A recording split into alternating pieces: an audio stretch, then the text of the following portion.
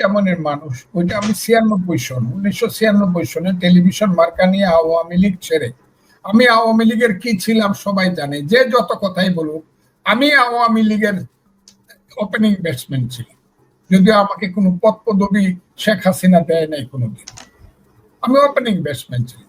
হানিফের election agent ছিলাম, আমি মাগুরার ইলেকশনে চিফ ইলেকশন এজেন্ট ছিলাম, আমি সমস্ত কলেজ স্কুল বিশ্ববিদ্যালয়গুলিতে বক্তৃতা করে করে প্যানেল পাস করাইছি, এগুলো সবাই জানে। সেই আওয়ামী লীগের আমি 86 সনে এমপি ছিলাম। সমস্ত অ্যাকাউন্ট ছাইরা এলাকাতে গেলাম আমার এলাকার মানুষের সুখ দুঃখের সাথী হওয়ার জন্য। সেই এলাকাটা হলো ইটনামিটা মনস্ত, বলতে গেলে সমস্ত ভাটি এলাকার সাথে আমার সেই প্রাণের সঙ্গী আছে। সেই যে গেছিলাম, সেই 30 বছর যাবৎ সুখে দুঃখে সুদিনে দুর্দিনে মরণের জীবনে সমস্যার সমাধানে আমি তাদের সাথে আছি, এবং আমার লাশটাও মৃত্যুর পরে তাদের কাছেই যাবে। যে যত কথাই বলো, আমাদেরকে হাওড় অঞ্চলের ইটনামিটা মনস্ত গ্রামের মানুষের কাছ থেকে কেউ দূরে সরাইতে পারবে না। আমি মানুষের সাথেই থাকবো, এবং আমি তাদেরকে বলে আসছি, ইটনামিটা মনস্ত গ্রামের মানুষ, আমি আপনার পাহারাদার, আমি আপনাদের গোলাম, আমি আপনাদের সাথে আছি। কারো কথা বিশ্বাস করবেন না, আপনাদের জন্য আমার জীবন আছে, জীবন দিব, মৃত্যুর পরেও আমার লাশটা এখানেই কবর হবে।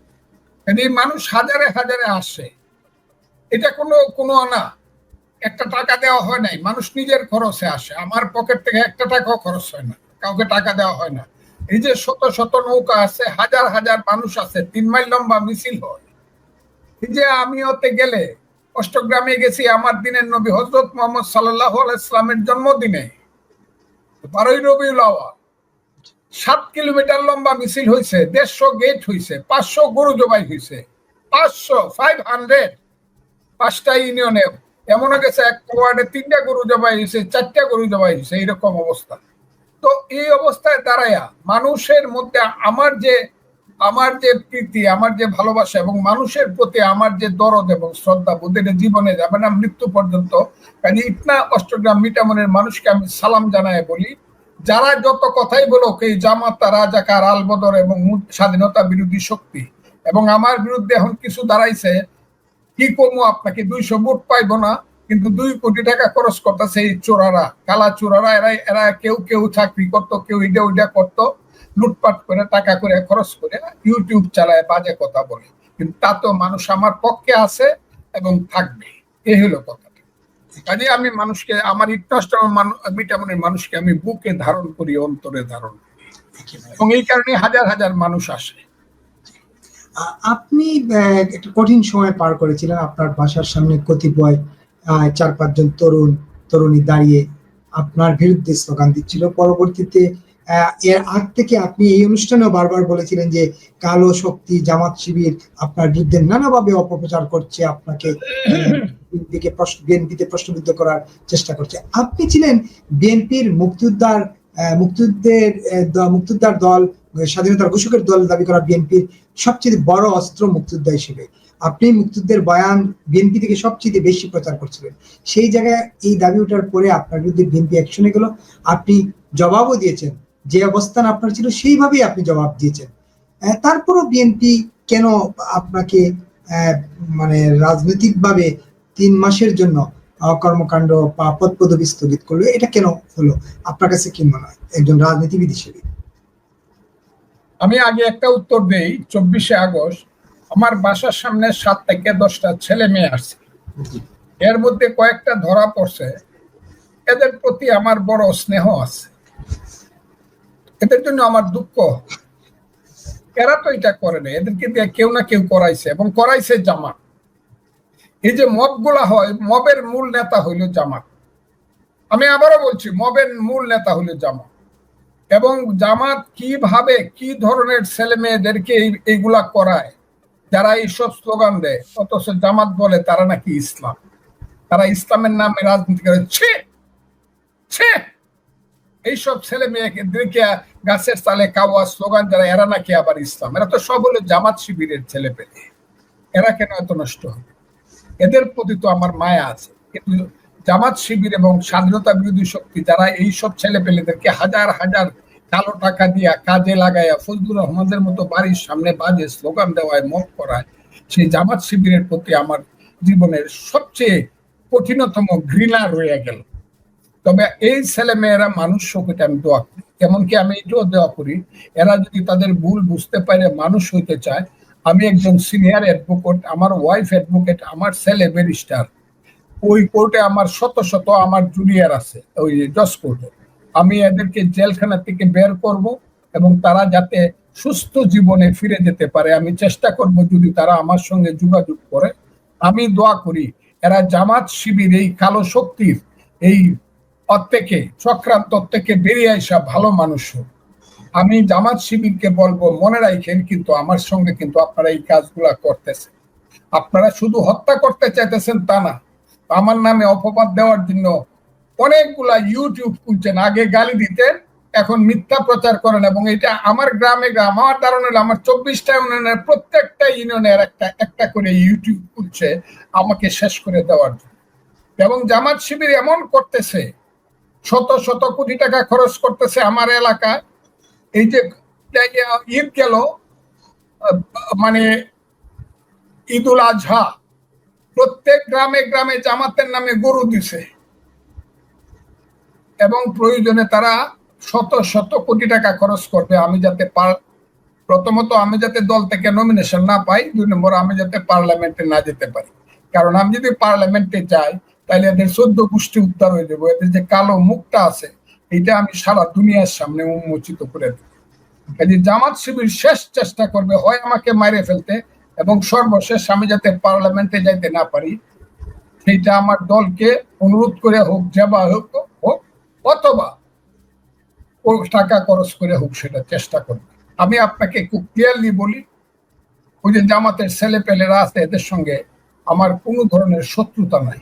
কিন্তু শত্রুতাটা শুরু হয়েছে তারা যখন বলছে 71 কিছু না, 47 হইল মুক্তিযুদ্ধ, আর 24 হইল মুক্তিযুদ্ধ, আর 71 হইল গন্ডগোল।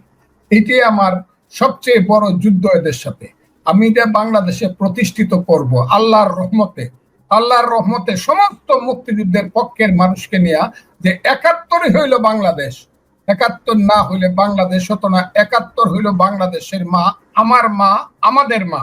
এবং এই 71 টিকবে এবং জামাত শিবিরেরা স্বাধীনতা বিরোধী শক্তিরা এসে হাত জোর করে এদেশে বাঁচতে হবে আমাদের সামনে। এটা আমি খুব ক্লিয়ার বলে দিলাম। এটা হবে। তো একটা জিনিস আপনাকে বলি, তারা আমাকে মাইরে ফেলতে পারে। এইটা যদি মেরে ফেলে, যেভাবে আমি মারা যাই, এটা বলতে হবে যে আমাকে স্বাধীনতা বিরোধী শক্তি মাইরে ফেলছে, এতেও আমার কোনো আপত্তি। তবে বেঁচে থাকলে এদেরকে আমি, এদের রাজনীতিকে আমি পরাজিত করবই, মুক্তিযোদ্ধাকে জয়ী আমরা করবো। একেবারে যারা এই প্রসঙ্গ বললেন যে বেঁচে থাকলে মুক্তিযুদ্ধকে জয় করবে, মুক্তিযুদ্ধ কি আবারও এক হতে পারবেন এই সংকটকালে দেশের মুক্তিযোদ্ধারা? আমি খুব ক্লিয়ার বলি, এইখানে বিএনপির একটা রোল আছে। বিএনপিকে আমি, আমার দল আমাকে 3 মাসের জন্য সাময়িক ভাবে তারা স্থগিত করছে আমার পদ, তারপরে আমি তাদেরকে ধন্যবাদ দিব, সিদ্ধান্ত নিছে, আমি মানছি। কিন্তু একটা কথা বিএনপিকে আমি বলবো, যে বিএনপি না থাকলে এখন কিন্তু জামাত এই সংবিধানটা উড়ায় দিত। বিএনপি কিন্তু সংবিধানটাকে রক্ষা করে যাচ্ছে, সেই জন্য বিএনপির প্রতি আমার মারাত্মক ধরনের আস্থা এবং সম্মান বোধ আছে তার নেতৃত্বের প্রতি। বিএনপিকে এখন শুধু একটা জিনিস করতে হবে, নদীর উত্তর পারে মুক্তিযুদ্ধ আর দক্ষিণ পারে কিছু না, এটা বললে হবে না। বিএনপিকে নির্দিষ্টভাবে বলতে হবে, বিএনপির যিনি প্রতিষ্ঠাতা তার নাম শহীদ প্রেসিডেন্ট জিয়াউর রহমান, এবং জিয়াউর রহমান সাহেব ছিলেন মুক্তিযুদ্ধের মেজর জিয়া। সেই মেজর জিয়া বলেছিলেন, I Major Jia do hereby declare the independence of Bangladesh on behalf of our great leader Bangabandhu Sheikh Mujibur Rahman. সেই জিয়াউর রহমান ছিল 1 নম্বর সেক্টর কমান্ডার, সেই জিয়াউর রহমান ছিল জেড ফোর্সের ব্রিগেড কমান্ডার, এবং তিনি ছিলেন মুক্তিযুদ্ধের বীরত্ব। তিনি যে বিএনপি প্রতিষ্ঠা করেছিলেন। এই বিএনপিকে যদি জিয়াউর রহমানকে বাঁচাইতে হয় অথবা জিয়াউর রহমানের দলকে বাঁচাইতে হয়, তাহলে বিএনপিকে বলতেই হবে আজকের প্রেক্ষাপটে আমরা মুক্তিযুদ্ধের বাইরে কিছুতেই যাব না। জামাত শিবির যারা মুক্তিযুদ্ধের বিরোধিতা করো, স্বাধীনতা বিরোধী শক্তি, এই ব্যাপারে তোমাদেরকে আমরা 1 ইঞ্চি ছাড় দিব না। সেই কথাটা যেদিন কঠিনভাবে বিএনপির নেতৃত্ব বলতে পারবে, সেদিন দেশও বিএনপির হবে, মুক্তিযুদ্ধ বাইচা যাবে, স্বাধীনতা বিরোধী শক্তি যে বাংলাদেশকে নিয়ে ষড়যন্ত্র করতেছে সেই ষড়যন্ত্র অনেকটা থেমে যাবে। কাজে আমি নির্ভর করতেছি অনেকটা বিএনপির উপরে মুক্তিযুদ্ধের ব্যাপারে। দুই, আমি জানি না বিএনপি এই ব্যাপারে কতটুকু আগাবে, কিন্তু বিএনপি যদি নাও আগায়, বিএনপি যদি কমও আগায়, এই দেশে মুক্তিযুদ্ধ যতদিন কথাটা থাকবে, চন্দ্র সূর্য যতদিন থাকবে, মুক্তিযুদ্ধের প্রজন্ম থেকে যাবে এবং মুক্তিযোদ্ধারা এক হবে এবং মুক্তিযোদ্ধারা এক হয়ে একটা রাজনৈতিক শক্তি প্রতিষ্ঠিত করবে। সেটা অনেকে এটা বললেই মনে করে এটা কি শেখ হাসিনা আবার তার দল আবার আইতেছে নাকি। না, আওয়ামী লীগ, আমি বলছি আওয়ামী লীগের আল একতে 10 বছর লাগবে। শেখ হাসিনা তার দল আসতে অনেক কঠিন, কিন্তু তার দলের সবই অপরাধী না। তার দলের অনেক নিরীহ মানুষ আছে, অনেক মুক্তিযুদ্ধ আছে, চোখের পানি নিয়ে কাঁদে, তারা কোনো অপরাধ করে নাই, দুর্নীতি করে নাই, অনেক আছে। এর বাইরে অনেক সাধারণ মানুষ আছে, শিক্ষক আছে, মাস্টার আছে, ডাক্তার আছে, সমাজকর্মী আছে, ক্ষেতের কৃষক আছে, মাটি কাটার শ্রমিক আছে, গার্মেন্টস কর্মী আছে। এরা মুক্তিযুদ্ধে বিশ্বাসী হইল 95%। কাজে মুক্তিযোদ্ধাদের দল থেকেই যাবে এবং শেষ পর্যন্ত কেউ যদি না করে, মুক্তিযুদ্ধ নিজের প্রয়োজনেই তাকে বাঁচিয়ে তুলবে। কথাটা খুব ক্লিয়ার। তার দলের সবই কথাটা খুব ক্লিয়ার। তার দলের অনেক নিরীহ মানুষ আছে, এর বাইরে অনেক সাধারণ মানুষ আছে, শিক্ষক আছে। জি, আমাকে শোনা যাচ্ছে? হঠাৎ করে ইন্টারনেট জটিলতার কারণে আমি একটু ডিসকানেক্ট। হ্যাঁ, শোনা যাচ্ছে। আমি কথা শুনছিলাম, আপনি বলছিলেন, আমি অনেকগুলো কথা শুনছিলাম, আমার ইন্টারনেট কানেক্টর একটু ব্যস্ত করছিলাম। যে আপনি বলছিলেন যে বিএনপি সংবিধান রক্ষা করেছে, এটা একদম এখন পর্যন্ত খুব দৃশ্যমান যে বিএনপি সংবিধানের ব্যাপারে তাদের অবস্থান খুবই। কিন্তু মুক্তিযোদ্ধাদের যে এত হেনস্থা করা হচ্ছে, এই জায়গায় বিএনপির কোনো টু শব্দ নাই। আপনার পরপরই লতিফ সিদ্দিকী আক্রান্ত হলেন। লতিফ সিদ্দিকীরা কোনো যুদ্ধ করতে যান নাই, কোনো গোপন মিটিং করতে যান নাই, কিন্তু মবাররা তাদেরকে আক্রান্ত করলো এবং তারা সংবিধান নিয়ে কথা বলছিলেন। সেখানে একজন বিশ্ববিদ্যালয়ের অধ্যাপক ছিলেন, হাফিজুর রহমান কার্জন ছিলেন, আরো অনেকে। শেষ পর্যন্ত আবু আলম শহীদ খান এবং ভূঁইয়া শফিকুল ইসলামকেও 2-3 দিন আগে, 1 সপ্তাহ আগে আবু আলম শহীদ খানকে এবং 3 দিন আগে ভূঁইয়া শফিকুল ইসলামকে গ্রেফতার করা হয়েছে। এই তাদের বিরুদ্ধে সন্ত্রাস দমন আইনে মামলা হয়েছে। এই যে মুক্তিযোদ্ধাদের হেনস্থা করেছে, বিএনপি কেন এখানে চুপ? কেন বিএনপি কেন কোনো কথা বলছেন? আপনার কাছে কি মনে হয় একজন রাজনীতিবিদ হিসেবে? এই ব্যাপারে বিএনপি যদি আগে থেকে কথা বলতো তাহলে তো জামাত চুপ হয়ে যেত অনেক আগে।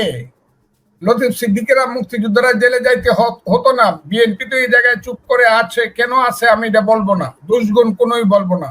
আর আমি এখন আছি একটা 3 মাসের একটা অনাস্থার মধ্যে, কি আমি কোনো কথা মানে দলের কোনো পদে নাই, কাজে বিএনপির হয়ে আমি কোনো কথা বলবো না। তবে আমি ব্যক্তি হিসাবে লতিফ সিদ্দিকীর মতো একজন বয়স্ক প্রবীণ রাজনীতিবিদ, দেশের জন্য যিনি মুক্তিযুদ্ধ শুধু করেন নাই, অনেক কিছু করেছেন। মুক্তিযুদ্ধ না শুধু, দেশের জন্য লতিফ সিদ্দিকী যা করেছেন, বাংলাদেশের অনেক মহামানবই তা করতে পারে নাই। উনি 12 বছর জেল খেটেছেন, এক নাগারে 7 বছর জেল খেটেছে, 79 থেকে 86 পর্যন্ত। তার নাম লতিফ সিদ্দিকী।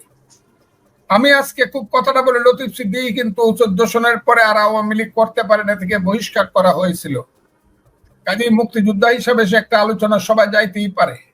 আমার একজন সাংবাদিক ভাই মঞ্জুরুল আলম পান্না, আহারি কত ব্রিলিয়েন্ট সাংবাদিক, সে হাসিনা বিরোধী সংগ্রামে কত কথা হাসিনা সরকারের বিরুদ্ধে বলছে। যারা আজকে বৈশা আছে ওই সব বেটারা, যারা এখন সবকিছু খাইতেছে, রসগোল্লা মিষ্টি খাইতেছে ওই ইউনূস সরকারের নামে, তারা একদিনের জন্য গাম জড়ায় নাই।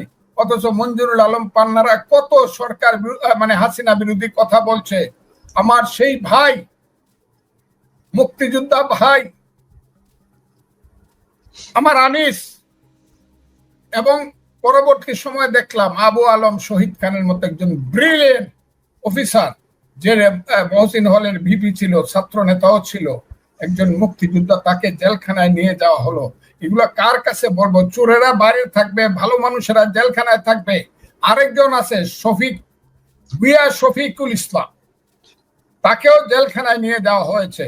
আমি ইউনূস সাহেবকে জিজ্ঞাসা করি, এইসব ব্রিলিয়েন্ট লোকেরা, যারা চক্ষুষ্মান লোক, যারা বাংলাদেশের সবচেয়ে বড় দেশপ্রেমিক, এদেরকে রাখবে জেলখানায়, আর ওই যে ডাকাতরা যারা ডাকাতি করে তাদেরকে মাথার উপরে বসায় রাজনীতি করবেন, এর জন্যই কি আপনি নোবেল পাইছিলেন? এটারও কিন্তু একদিন প্রতিকার হবে, আমি বলে দেই খুব ক্লিয়ার। জেলে কে যাবে আমি জানি না, যে কোনো সময় যে কেউ জেলে চলে যেতে পারে, কারণ দেশে ভালো কাজ যারা করবে তারা এখন সবাই জেলে যাবে, আমি এটা জানি। এবং জানি বলেই বিএনপি কেন কথা বলে না এই ব্যাপারে, বিএনপি কে কথা বলতে হবে। আমি জানি একটা সময় আইসা যাবে বিএনপির, তাকে বিএনপি দলকে, বিএনপি নেতৃত্বকে এই দেশের মুক্তিযুদ্ধের পক্ষে দাঁড়াতে হবে।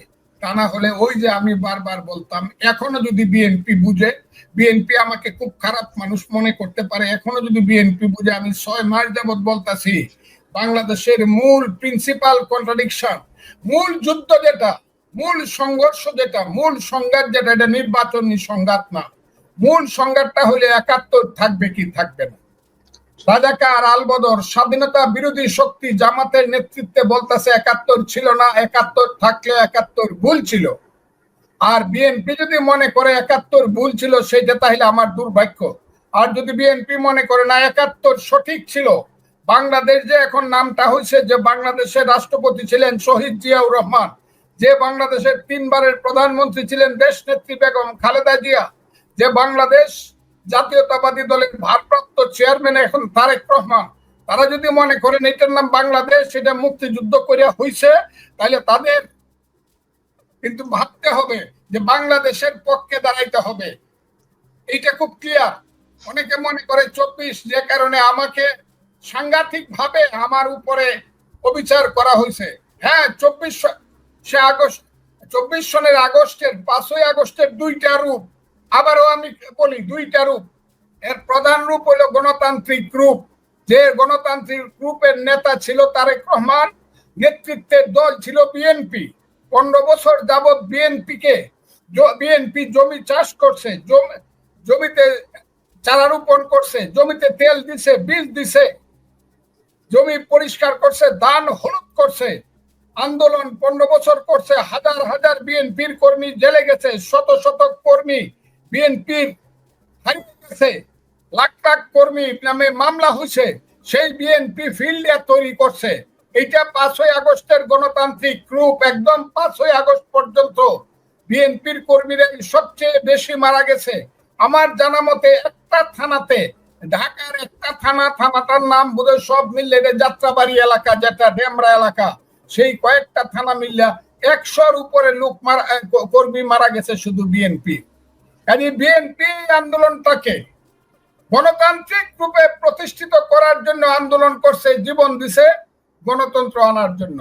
আর 5ই আগস্টের আরেকটা রূপ হইল ষড়যন্ত্রের রূপ, যে কথাটা বলার জন্য বিএনপি আমার উপরে এই বিচারটা করছে। সেই ষড়যন্ত্রের রূপ হইল, তাদের বাহিরে তারা গান গাইতো, পূর্ব দিগন্তে সূর্য উঠেছে রক্তলাল রক্তলাল, একটি ফুলকে বাঁচাবো বলে যুদ্ধ করি। এমনকি তারা বঙ্গবন্ধু শেখ মুজিবুর রহমানের ভাষণ বাজাইতো, এবারের সংগ্রাম আমাদের মুক্তির সংগ্রাম। এরা ছিল প্রতারক, এরা ছিল মুনাফেক, এবং এরাই ছিল 5ই আগস্টকে ভিন্ন খাতে প্রবাহিত করার জন্য পরবর্তী সময়ে তারাই বলল যে জামাত ছিল এটার ভ্যানগার্ড, শিবির ছিল ভ্যানগার্ড। এই জামাত এবং শিবিরের ভ্যানগার্ড হওয়ার একমাত্র কারণ ছিল বাংলাদেশের স্বাধীনতাকে হত্যা করার জন্য, 71কে ভুলিয়ে দেওয়ার জন্য 5ই আগস্টকে তারা ব্যবহার করছে। এই কথাটা আমি বলবো। এতে যদি আমাকে দল এক্সপেল করে দেয়, আমার কিচ্ছু করার নাই। জামাত কিন্তু বিএনপির মতো গণতন্ত্র করার জন্য, তাই তো তারা ভোটে যাইতো। ভোটে যায় না কেন? কেন সংস্কারের কথা বলে?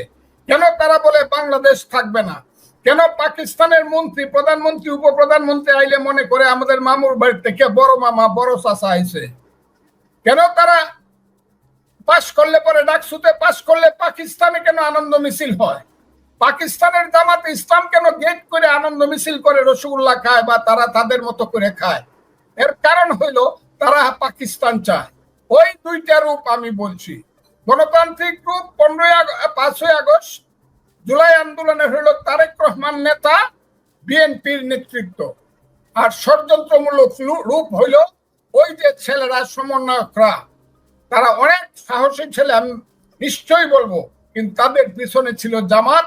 তারা জামাতের কথায় কাজ করছে এবং জামাতকে নেতৃত্বে নিয়ে এখন বাংলাদেশকে ধ্বংস করে নির্বাচন করব না, এই করব না কইয়া এখন এটাকে নতুন করে পাকিস্তান বানাইতে চায়, মুক্তিযুদ্ধকে ধ্বংস করতে চায়। আমি মনে করি এই ব্যাপারে বাংলাদেশের মানুষের সাবধান হওয়া প্রয়োজন আছে এবং মুক্তিযুদ্ধের পক্ষে দাঁড়ানো প্রয়োজন আছে। এই মুক্তিযুদ্ধের আমার দল যদি বুঝে, আর না বুঝলে আমার কিছু করার নাই, আমার কপাল খারাপ। এই মুক্তিযুদ্ধের দাঁড়ানোর কথা বললেন আপনি, এই জায়গাটা আমি আবার বলি, ডাকসুতে পাস করলো ইসলামী ছাত্র শিবির, তারেক রহমানের নামে বিরুদ্ধে স্লোগান দিয়ে গেল, এই তারেক তুমি জানো নি কে হইছে বিপিনি, এগুলো স্লোগান দেয় কেন? তাহলে তাদের সমস্ত জিতটা হলো বিএনপির প্রতি। কথাটা খুব বুঝে না। ডাকসুতে পাস করে আর হাটহাজারী মাদ্রাসায় পাস করার মধ্যে বেশ কম বাকি। ডাকসু ওই যে ঢাকা ইউনিভার্সিটি একটা সিনিয়র মাদ্রাসা, হাটহাজারী একটা সিনিয়র মাদ্রাসা। সিনিয়র মাদ্রাসাতে তো এইসব লোকজন শিবিরের ছেলেরাই পাস করছে, করবে। যতদিন ঢাকা বিশ্ববিদ্যালয় ছিল ততদিন ছাত্র ইউনিয়ন পাস করছে, ছাত্র লীগ পাস করছে, জাসদ ছাত্র লীগ পাস করছে, ততদিন ছাত্র দল পাস করছে। এখন এটা সিনিয়র মাদ্রাসা হয়েছে। কাজে আদর্শগতভাবে যুদ্ধ করে ঢাকা বিশ্ববিদ্যালয়কে আবার কি করে ঢাকা বিশ্ববিদ্যালয়ে ফেরানো যায়, সিনিয়র মাদ্রাসা থেকে এইসব রাজাকারের বাচ্চারা যে ভাইস চ্যান্সেলর হয়ে বৈশা রয়েছে, সমস্ত প্রশাসন দখল করে বৈশা রয়েছে, তাদেরকে কিভাবে নির্বাচনের মাধ্যমে কিক আউট করা যায়, সেই দিন হবে এটা ঢাকা বিশ্ববিদ্যালয়। এখন এটা সিনিয়র মাদ্রাসা, এটার ইলেকশন নিয়ে আমি কোনো চিন্তা করি না। আপনি বলছিলেন আবার মুক্তিযোদ্ধারা, দেশবাসী মুক্তিযোদ্ধারা এক হবে, এই জায়গা কি দেখছেন আপনি? এত এত আমি দেখছি হবে হবে, মুক্তিযোদ্ধারা সব এক হবে, এটা চিন্তা করেন না। আমার কাছে প্রতিদিন শত শত মুক্তিযোদ্ধা আসে, এতে যদি কেউ রাগ করে করুক।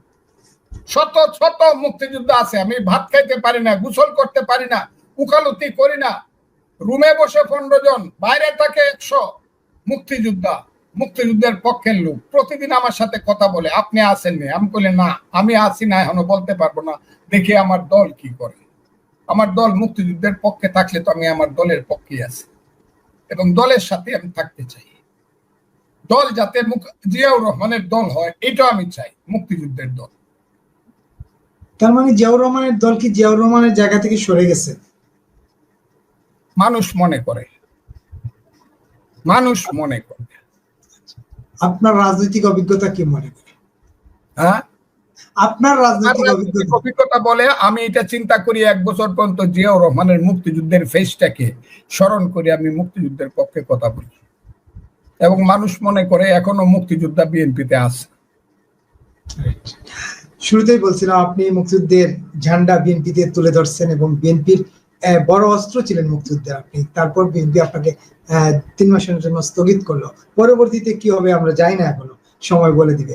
কিন্তু আমার পার্টির জেলার সম্মেলন আছে, ওই জেলায় আমি 8 বছর প্রেসিডেন্ট এবং আহ্বায়ক ছিলাম। এই দলটা আমি কিশোরগঞ্জের জেলায় গড়ে তুলছি।